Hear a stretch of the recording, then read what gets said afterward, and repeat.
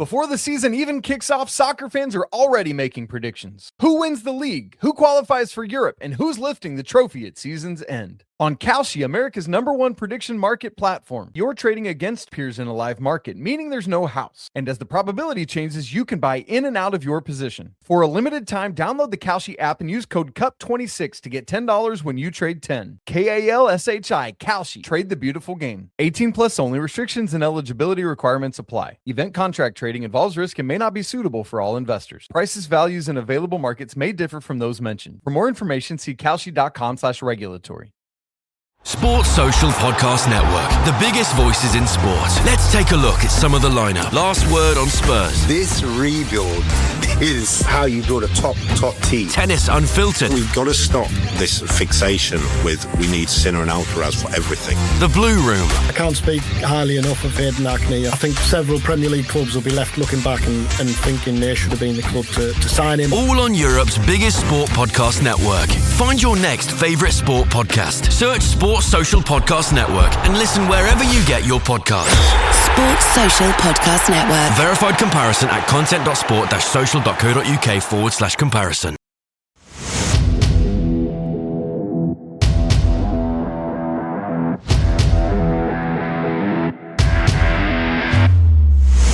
Brain again, and he's got it! Gavin was closing in. Oh, Gavin has scored! Abdul Osman against Brad Jones to put Liverpool out of the cup, and Northampton 3! Northampton get it! Hello and welcome to the It's All Cobblers to Me preview show. The Cobblers head to Gillingham on Saturday, and that can only mean one thing. We're joined this week by a former winner of the Bayo Award for the Opposition Fan of the Year. Yes, it's the one and only Matt from Gills in the Blood. Welcome, Matt. How you doing? I'm very well, mate. Yeah, and I said to you last night when we spoke, it's obviously disappointing to see any team get relegated. I know what that feels like, but I did say the silver lining was that we get to chat to you guys again. Yes, I've been looking forward to this one all week. Yeah, good stuff. It's the Bayo Derby as well. It is. Course, yeah, I think there's a few of them, to be fair now. Yeah. But, yeah, it was. Yeah, I forgot I'd won that award a few years ago. Yes. So, yeah. I don't think there's. I mean, the awards that the Bayos are named after, of course, synonymous with both clubs for about 6 different spells at each. So he just seemed to go back and forth between the two, didn't he? I assume he'll be there somewhere on Saturday, somewhere along the halfway line, I'm assuming. But love him. I'm sure you do the same. Absolutely. Yeah, good stuff. You brought some stats to your pod yesterday that I did about the recent games between the two, and it feels like it's very close in terms of recent history, almost exactly even in terms of the wins and losses for each team. I don't particularly pay too much attention in that, particularly because so much water has gone under the bridge since. But do you pay any attention to that in the mindset of yours, or is it just completely consigned to history for you? Probably not, no. And hopefully it's not sort of in the players' minds, because none of them players would have played in them fixtures. It's just something I like to look at. I like stats. I'm a bit of a football nerd. I'm not afraid to admit that, yeah. And it was just something that jumped off the page. Like you say, it was, I think the last 10 games was 4 wins each and 2 draws. And the last 5 games in Kent was 2 wins each and a draw. And I think it was exactly the same goal scored at the Priestfield. So, yeah, that all points towards it being a close game. The fact that neither of us have scored a goal yet competitively this season points to the fact that it's probably going to be a close game and a low-scoring game. But not to point any fingers, someone went a bit rogue with a score prediction last night, didn't they, Danny? They did. I'll come on to that later, because I'm going to have to give the same score prediction as I did last on your pod this week. So I'll go and check that out, by the way, everyone. That's, as always, a fantastic pod. So go and check that out on the Gills in the Blood feed. Let's circle back a little bit, though, to last season, or maybe even a little bit further back to when Gareth Ainsworth started with you, because he's looked to completely overhaul your squad from the start and your playing style. We all kind of know what Gareth Ainsworth's style is by now. To us, and it's not kind of meant in any kind of way, but it felt like a really good fit for you, Gareth Ainsworth, when he joined. He only got 9 games at the end of the 2024-25 season, so he ended up 17th, but that wasn't really his team. But what he brought in that period between March and the end of the season was good. Unbeaten, I think you were, between that time, and started off the next season really well as well. Unbeaten again for a good little spell, and it looked like he was going to be the man to take you back up again. But a year later, it was 17th again. He had given kind of an outline of a 2-year plan that you spoke about. Where are you with that? And was that 17th after finishing 17th the year before? Was that kind of seen as a little bit of a concern that you haven't really moved since the year before? I think so, yeah. I was disappointed that we finished 17th again. I think with sort of 6-8 games to go, there was a chance that we could have, sneaked in the top half, certainly beaten the points tally from the previous campaign. But we're Gillingham, and we just, I know all fans probably say this about their own club, but we just seem to do things different. Like you say, there was 9 games unbeaten when Gareth took over at the back end of 24-25. That was 3 wins and 6 draws. We have to remember there was 3 draws unbeaten under John Coleman before Gareth took over. And then the 9 unbeaten at the start of the next campaign meant that it was a new club record, 21 undefeated. And yeah, end of September, everything looked really, really encouraging. And then we had Gareth's heart surgery. That got announced, I think, ironically, the day after the end of the unbeaten run. We got beaten at home to Harrogate 1-0. I think they had about 2 shots on target. We couldn't score. And, they beat us 1-0. But again, wasn't concerned. But as has been the norm with us over the last few years, the clocks go back, the nights get longer, the evenings get darker, and we forget how to win football matches, it seems. And that coupled with Gareth obviously going in for, I think, was what was a more major operation than he and the club maybe tried to let on to start with.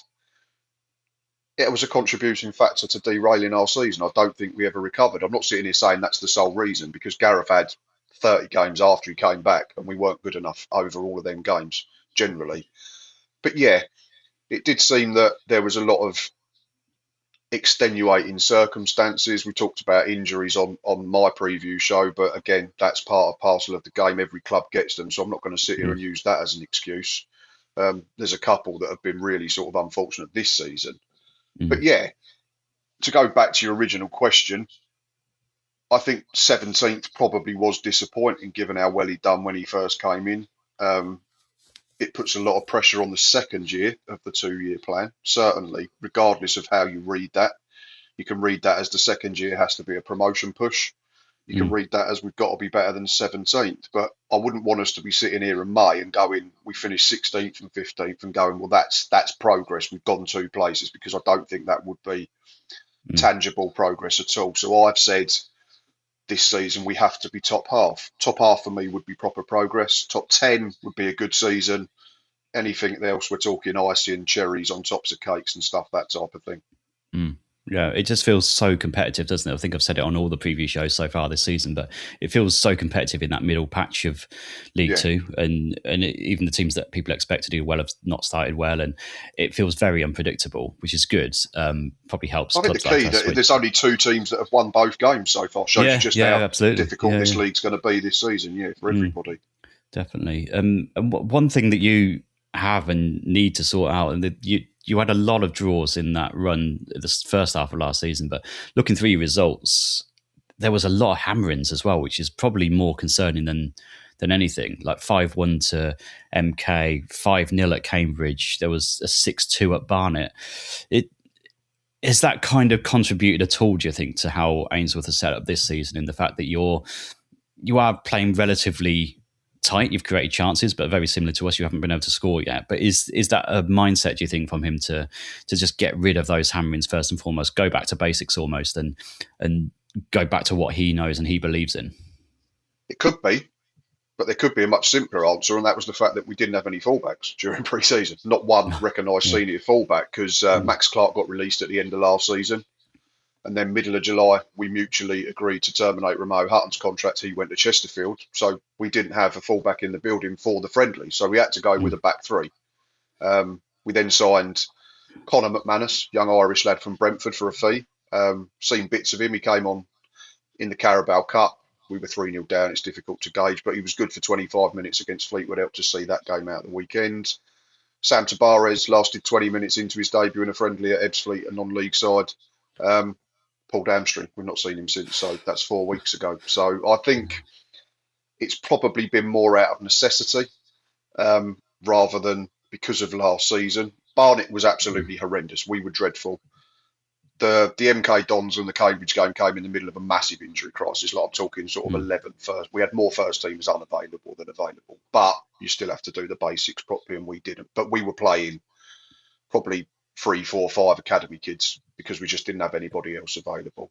And Cambridge and MK Dons were good sides last season as well. It wasn't like you were playing teams around you at the bottom half of the table. You were playing teams that were still going for the title at the time. Whether we stick to it is a different question. We've obviously got James Brophy, but he's happy to play central because Bradley Dack, you've guessed it's injured. Gareth McCleary's barely played. Kadeem Harris has just ruptured his ACL, so we're not going to see him all season. So, yeah, I think to not be non-committal, but I think you might have a better idea, Danny, of how Gills' system will be for the rest of the season after next Tuesday, when we either have or haven't got the players in that we want and need. Yeah. Do you trust that you will get that? I'm quietly confident. Whether you ask me, I'm quietly confident we get them and then we get to keep them on the pitch for 9 months seems to be an entirely different question at the moment. Because if you go through some of our new signings, we signed 2 goalkeepers. Ollie Wright hasn't been seen yet. Has been close for a couple of weeks, so you might see him Saturday. Lennon McClurg, a young lad we signed from Charlton to come in and compete as one of the 2 number 2s. He tore his quad right off the bone in a friendly. So you're looking at 8-10 weeks. Liam Gordon's fractured his leg, new captain, after half hour of his league debut. That's 3 months probably. Obviously Harris, ACL, season over. Tavares, that I've already mentioned, not been seen for a month since his debut. So we're not just getting little niggles for 1 or 2 weeks. We're getting them for sort of months and months on top of that as well, which is really frustrating. So that's probably why I'm still quietly optimistic we'll be okay. Number one, we're creating a lot of chances, albeit we've not scored and we've hit the frame of the goal 5 times. We've still got good players to come back. Obviously, Liam Gordon, it's the smallest of small sample sizes, but was absolutely immense and looked everything we needed in a centre half for half an hour against Walsall. Bradley Dack to come back. Last season's captain's missed most of pre-season with a hamstring. Then he had to come off against Walsall with a recurrence. But the caveat to that, obviously, is if they keep breaking down, we could be in the same position as we were last season. And we were talking about a little bit about this yesterday, weren't we? About how when you are in League Two, you are taking gambles on players. It's just the way of the world in League Two. You have to take gambles on players. Most sort of forums after a signing, and we're on a group chat for League Two fans as well, that it's constantly great player, but if he can stay fit, keep him fit, if he can keep him fit, that's the theme of the summer. Or he plays 46 games in a season, but he's not as good as the other one that you're taking the shot. Yeah, there's so many caveats with League Two, and that's why it's League Two. Same with people who go, oh, he's inconsistent. He's inconsistent because it's League Two. He wasn't inconsistent. He's not playing for Northampton. He's not playing for Gillingham. He's probably playing for someone in the Championship. Yeah, that's exactly it. But that's boring, though, isn't it? That's boring and sensible, that approach to looking at things. We should all just scream and shout and moan. Has there been any question marks over Ainsworth at this point? Plenty. What were you, a year and a half in? Yeah, few, yeah. Go. Obviously there's been one end of the spectrum is the ironic cheers of 2-year plan, Gareth Ainsworth, which is banter. I get that. He understands that. There's plenty of fans that don't want him. They don't think we've gone anywhere, and I understand that as well. But I'm still sticking to the 2-year plan because I read it as we need to be better at the end of the 2. You call it a 2-year plan, but for me, that's the end of this second full season. I'm not taking 9 games at the back end of that season when he took over. So for me, come May 2027, I think if we're below top half, then we can seriously ask questions. If we're sitting here in October, November, and we're bottom 6, we can seriously ask questions because Gareth's asked for his own players. He's got his own players. We released 15, 16. We've sold a couple. We've bought in a dozen. You think if we bring in 3 more between now and Tuesday, that's essentially a complete overhaul. 15 or 16 out, 15 or 16 in. So then he dies on that sword, so to speak. Yeah. And what was the 2-year plan? Was it a 2-year promotion? Was it just 2 years to challenge again in the playoffs? What was the kind of benchmark? Or was it literally just a? I don't know categorically. No, I took it as to be better at the end of the 2 years than we were when he took over. When he took over, we were sort of 15th, 16th, 17th. So we finished 17th. We then finished 17th again. So for me, tangible progress has got to be pushing into that top half. Yeah. Yeah. Okay.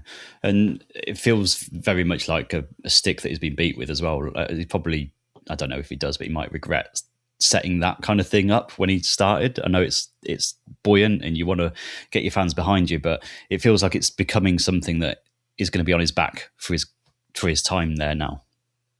I think, to be honest, mate, I think it might have been the club, because we'd been going through managers like Hot Dinners. We'd sacked Bonner in the January. We'd then got John Coleman as interim until the end of the season, but Gareth and Richard Dobson became available. We'd sacked Stephen Clements after finishing 12th. We'd sacked Neil Harris when we were 8th in the division after sort of 2-3 months of the season back in 23-24. So there was all this sort of noise about us looking like the Watford of League Two. Like it was getting silly. So I think the club wanted to say, don't expect us to be brilliant straight away, but there is a proper plan in place. But obviously, when you have a first year like we've had, people then will obviously jump on it, and I get that entirely. But I suppose, like I said earlier, it's what side of the fence you see it. If you see it as we've got to be promoted this season, then he's bang under pressure. If you see it as top half equals progress from 17th, then you're probably all right, and you're probably still quietly confident we'll do okay, relatively speaking. Yeah, and like you say, you've had the overhaul, you've had 16 out. You've made some good signings. Unfortunately, some of them have got injured already, like we were talking about, Liam Gordon being a massive one. Kadeem Harris only this week with the ACL. He looked like he was going to be a really promising signing as well. Do you think you're going to go out and replace, especially Harris? Do you think you're going to go out and replace them before next Tuesday? I think we have to. I think because obviously the players that we've released, we then also sold Sam Gale, our young centre-half, went to Barnsley for a fee anywhere between 200,000 and 800,000, depending where you read. I'd imagine it's nearer the first one. So there's money there to spend. We sold Seb Palmer-Holden to Motherwell, rumoured to be a profit of the 100 or so thousand that we paid for him a year ago. So if you've made profit for me on a striker that only scored 5 goals in 12 months, then it's the right deal. But you've got to go and get a number in, because we've only got 2 senior strikers. So for me, we need at least 1 centre-back to replace Gordon, probably 2 to replace Sam. And then we probably needed a centre forward, but then you chuck in Kadeem. So I'm probably sitting here thinking we need 4 between now and whatever time it is, 11 p.m. next Tuesday when the window slams shut. So hoping we're going to be busy. But as League Two fans, we know we don't always get what we want.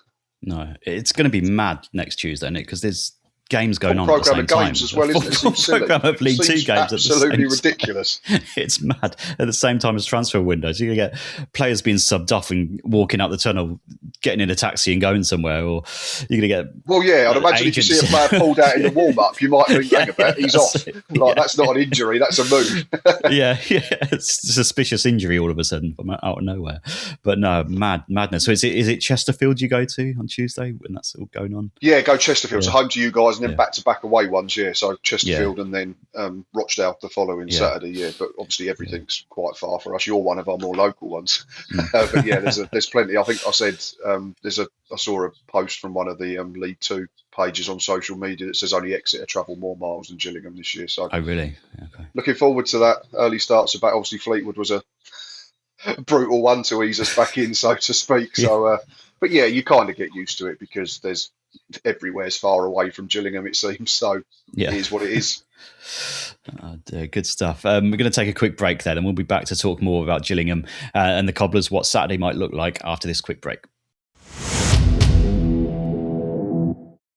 Before the season even kicks off, soccer fans are already making predictions. Who wins the league? Who qualifies for Europe? And who's lifting the trophy at season's end? On Kalshi, America's #1 prediction market platform, you're trading against peers in a live market, meaning there's no house. And as the probability changes, you can buy in and out of your position. For a limited time, download the Kalshi app and use code CUP26 to get $10 when you trade 10. KALSHI, Kalshi. Trade the beautiful game. 18 plus only. Restrictions and eligibility requirements apply. Event contract trading involves risk and may not be suitable for all investors. Prices, values, and available markets may differ from those mentioned. For more information, see kalshi.com/regulatory. Imagine buying your kid a toy only to find the batteries aren't included, or buying furniture but missing the tools to build it. Frustrating, right? Now imagine the exact same feeling, but you're paying way more. That is what buying business software usually feels like. fragmented, disconnected, and incredibly expensive. Odoo completely changes that. Odoo is a complete, fully integrated business suite where all your apps actually talk to each other. We're talking automated lead routing for your sales team, seamless AI integration, and intuitive point-and-click website builder. It's everything your business needs to scale, saving you time, headaches, and money. Stop piecing your software together. Go to odoo.com. That's ODOO.com to learn more. Welcome back to the preview show. I'm still here with Matt from Gills in the Blood. Matt, then the last few games, let's dig into the season so far a little bit. 3-0 against Luton in the EFL Cup. I can imagine you're very much on the lines of where we were against Leicester. If we won, it was the greatest competition in the world. If we lost, it's just another friendly. We both went out. I assume we both kind of treated that as a last pre-season game rather than an EFL Cup game. And obviously we played like we did. Yeah. Let's be quite honest. I'm not going to sit here and say we were great, but at the same time, like you, it's not season defining. Losing to Luton doesn't define where we finish in League Two. We did a couple of bits that were encouraging, but generally, we were second best and we were comfortably second best. But Northampton, that's you, Luton Town, like Leicester City, are two of the teams that are going to be touted to be in the top portion of League One this season. So it is what it is. I'm not going to sit here and judge a performance too much. Obviously, I said judge us on Walsall. You can ask me your questions about Walsall. Because that was a really weird game, wasn't it, in a lot of sense? Because it's a little bit misleading, the 3-0 home defeat to Walsall. You look at it on paper and you thought, Gillingham have had an absolute nightmare there. And obviously, Walsall always start well until they fall off again. But it looked like an absolute hammering. But when you look at the highlights, you look at the stats, you look at the match reports, actually, you hit the woodwork 3 times before they scored all of their goals really late on. So in a way, it's a little bit of a misleading result, that one. Quite a lot misleading, yeah. For 82 minutes, we were very, very decent. We did. Yeah. Right, one of the crossbars is a cross. I'm not going to sit here and say that Will Goodwin's trying to finish from where he was on the pitch, but it's a cross that he's trying to aim for the far post and hit the top of the bar. But the other two are really unlucky. James Brophy smashed one against the top of the crossbar first half. That would have put us 1-0 up just before the interval. And then Will Goodwin again, second half, ball dropped to him from a corner. Probably hit it too well. I think if he'd maybe shinned it a bit, it might have gone in. But yeah, caught it flush. But unfortunately caught it flush against the frame of the goal as well. And then poor Nick Freeman had a poor touch from a corner at our end. They broke on us. And yeah, then we didn't defend the back post, didn't jump, didn't react to second balls. And then all the problems and all the issues of last season quickly came flooding back. And like London buses, 1 became 2 and 2 became quickly 3. And yeah, like you say, all of a sudden, you'd look at it and you go, oh, Gillingham have been terrible, Walsall were really good. But I think we had 7 shots on target, plus the 3 that have hit the bar. I know they're not technically classed as shots on target, but they're close. They had 5 shots on target, and I think 4 of them came from the minute they scored their first goal to the final whistle 14 minutes later. So up to that point, we were the better side for me. And I remember sitting in the ground talking to my mate and going, you know what, mate, we've been all right. We've not scored, but I can take this. It's a 0-0. There's been some really encouraging play. We've had to deal with 2 injuries in the first half.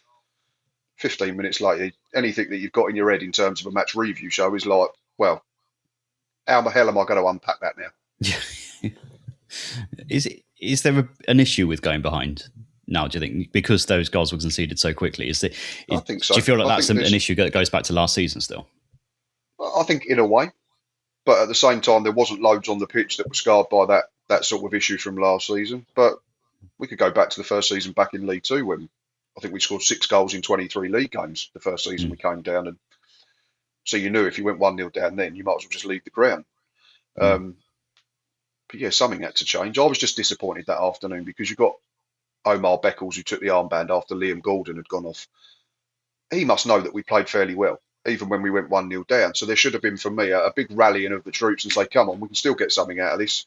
Didn't see any of it, which really frustrated me because all the reports I've heard about Omar Beckles, leader, talker, organiser, anybody at Leyton Orient who talks about him can't talk highly enough of him on and off the pitch. I think from Gills fans' point of view, we've just not seen that yet. And we got it last Saturday against Fleetwood, luckily. But maybe if we'd got a bit of it in that sort of last portion of the game against Walsall, we might have found a way to nick an equaliser. But it's done now. We can't change it. as long as we learn from these mistakes, then I think that's all we can ask. And it comes back to the point we both made earlier. They're League Two footballers at the end of the day. Yeah, no, definitely. So that 0-0 against Fleetwood last weekend, then first point of the season, again hitting the woodwork twice. Yep. And I think you told me the other day you'd only done that 6 times in the whole of last season, and you've already done it 5 times already this season, hitting the woodwork. Like I said, we do things differently at Gillingham. Do you just count it down as bad luck, or are there any deeper concerns than that it's just not finding its way? Because we haven't really, ourselves, we've had attacks and they've broken down. We haven't really had clear-cut chances where they've hit the bar, hit the post. That to me is a little bit of a deeper concern than the chances that you've created, and you are getting it at least on target, and it feels a bit more like luck than anything. Like I say, the first Will Goodwin one against Walsall, he's gone for a cross and it's at the top of the bar, so I'm not even going to judge that as one or t'other. The other 2 in that game are unlucky. Dropped both from the edge of the box. Technique you talk about, you get your head over the ball, you bend your knee and you keep it down as much as you can under pressure. We've done that. One's clipped the bar and gone over, and one's hit the bar full on, and I think he hit it so hard that it bounced outside the 18-yard box. What were the 2 this week? Ronan Hale takes a shot early, tries to catch the keeper out near post, and it hits the base of the post with the keeper beaten. I'd put that down to bad luck.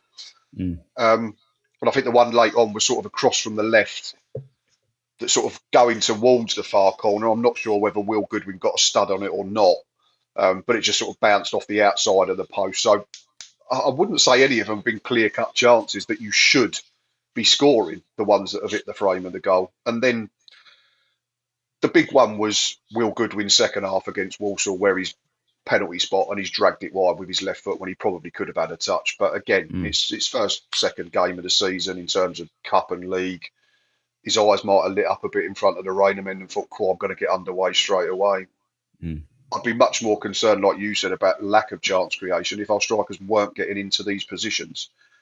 I genuinely think if they both get one, they could go on a run, because the play between them 2 and also James Brophy has been really encouraging. But we all know what it's like. It's the same as winning football matches. The longer it takes, the harder it keeps getting. And it feels like a really important game all of a sudden, doesn't it, between both teams? The first goal, both need to get a win on the board. First win, yeah. Both got ends of last season that we don't want to look at ever again. It feels quite an important one in terms of the grand scheme of things for both sides, and obviously transfer window coming up on Tuesday as well. So does it feel that way to you as well? I think so, in the sense that you can, if you go and win this game and then get a couple of players in before or after, up until Tuesday, then suddenly your season looks all right. And if either side wins, we've got 4 points from 3 games. We go and get a couple of new additions and everyone thinks, oh, okay, season starts here, so to speak. But it goes the other way. If it's 0-0, you're both worrying about a lack of goals. You've both still not won a football match, or if either of us get beat and then you don't quite get the targets that you want, you then start going, oh, well, we're into September. We've still not won a football match. Have we been over-optimistic with whichever position we thought or hoped we might finish in? Yeah, so in that sense, it's not a huge game. It's not must-win for anyone because it's game 3 of 46. But in terms of just kick-starting your campaign, yeah, I can totally understand the point that it does feel probably a little bit bigger than a third league game of the season might normally feel. Yeah, definitely. In terms of tactics then, I feel like I've got a prejudged idea of what Gareth Ainsworth is and what he is, and I haven't seen him manage a Gillingham side. I haven't watched a full game of yours, so it might be wrong. You kind of always have that picture of Gareth Ainsworth, industrial, hard-working, fairly direct. Is that still how he's playing with you? Or is he starting to embed something new that we may not expect? You'll still get that, yeah. Yep. I mean, last season we had Josh Andrews, we had Sam Vokes. We've been better this season throughout the friendlies and in the games. There's been better patterns of play. We've been able to play round and through teams, but we've still got that ability to hit Will Goodwin if we need to. But yeah, there's certainly been some phases of play where we've passed away from our own half into the opposition half. But Gareth Ainsworth's 53 now. He's had success doing things a certain way. I can't see him changing completely at that age. Why would he? Yeah, I mean, it works in League Two. So Bromley last season, didn't we? Bromley won the league. Exactly. Probably a great example of it. That they not a big budget, no real star names. You get star names because they were very good, like Michael Cheek. But you go through their squad and you wouldn't go like, I don't know, like a few years ago when you went up, you've got Sam Hoskins, or in League One when we had Bradley Dack and he got himself a move to Blackburn. You didn't get a bit of that with Bromley, but every single player and the gaffer knew exactly what they were doing, and he always felt if one was injured or suspended, they'd bring in another. I remember losing to them in January, Danny. They had no Omar Shomi because he was injured, 6'6". Yeah. They had no whoever their other centre half was, might have been a lad on loan from Millwall, 6'3". Both were injured or suspended. They went and signed Zech Medley on loan from Fleetwood, 6'2", and Jesse Deborah on loan from Port Vale, 6'5". Came to our place, absolutely rolled us over 3-0.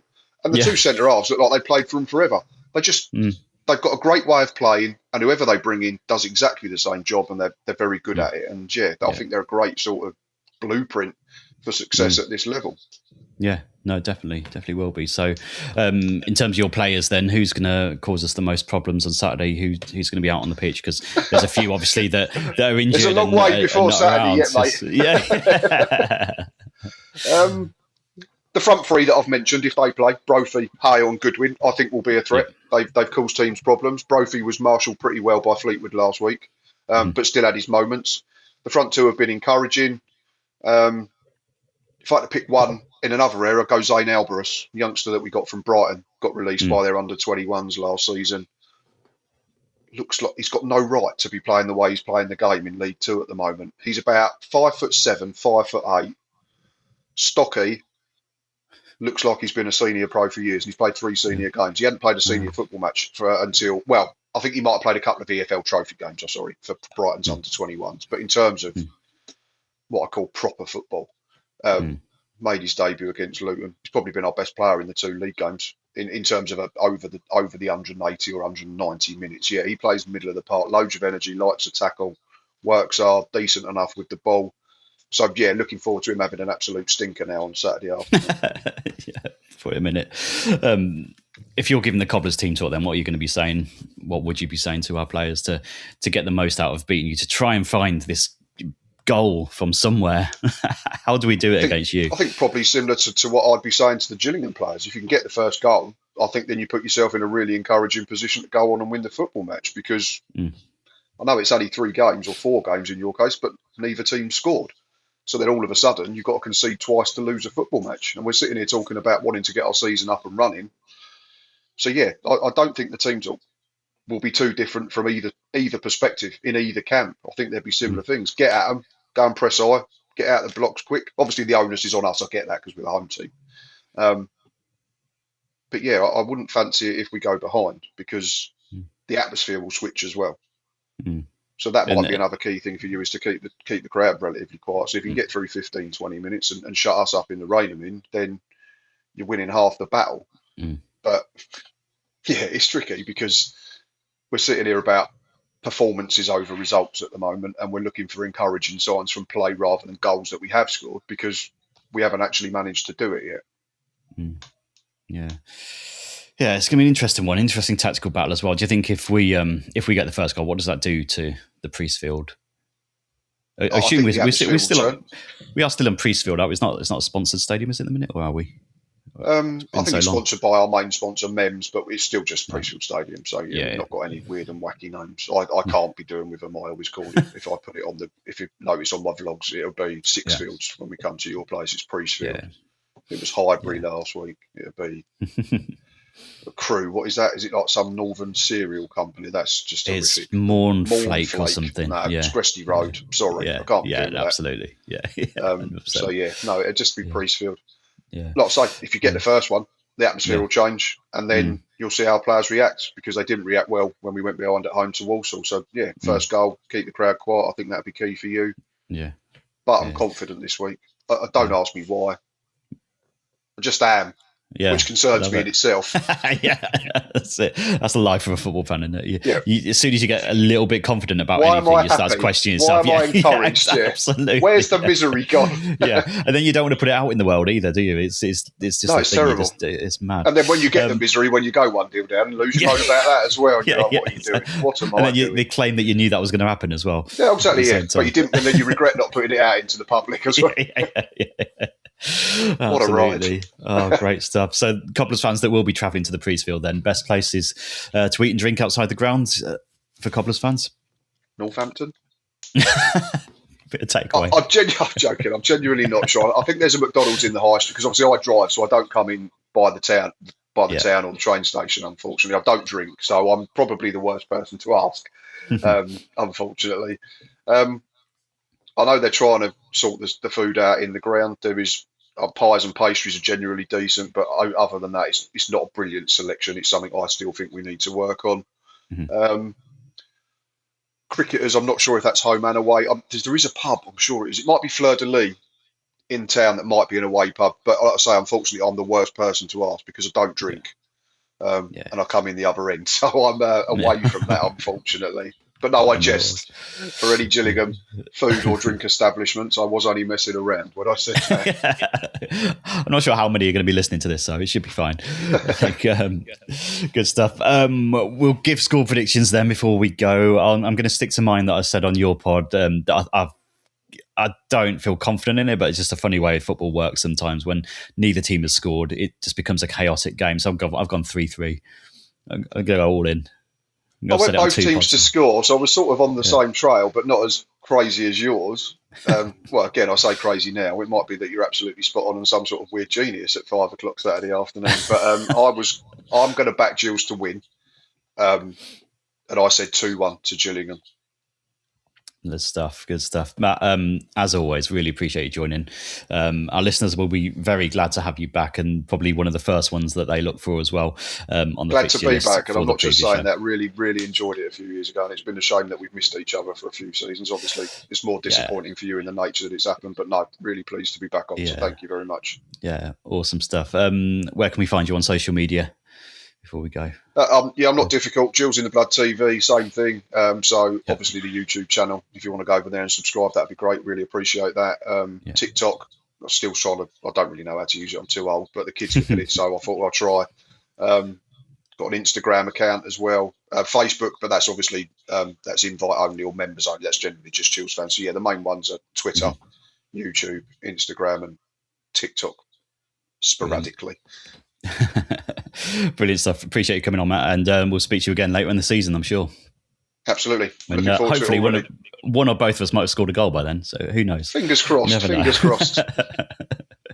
Good stuff. Good luck to the Cobblers on Saturday. All the best to everyone travelling down there as well. Best of luck also to NTFC Women as they take on Notts County at Fernie Fields. That's a 2 o'clock kickoff, so get on down there if you can. Tickets also available now for NTFC Women's National League Cup game at Sixfields against Spurs PGA team on Sunday, 6th of September. Go to ntfcdirect.co.uk for that one. You can support the podcast on Patreon. That's patreon.com/Cobblers to me. We've got the main pod is out now, looking back on that defeat at Crewe. Mailbag episode is also out now. The Basement Tales will be out for the patrons later on this week, and the preview blog is up on the Patreon as well. My bonus pod this week for patrons is a Where Are They Now special.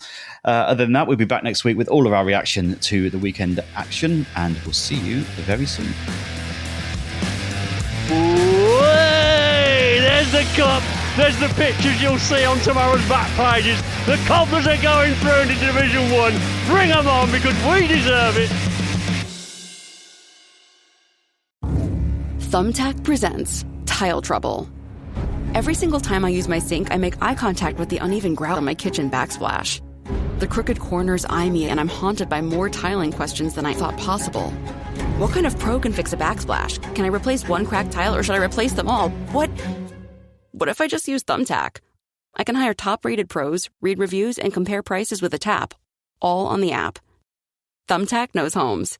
Download the app today.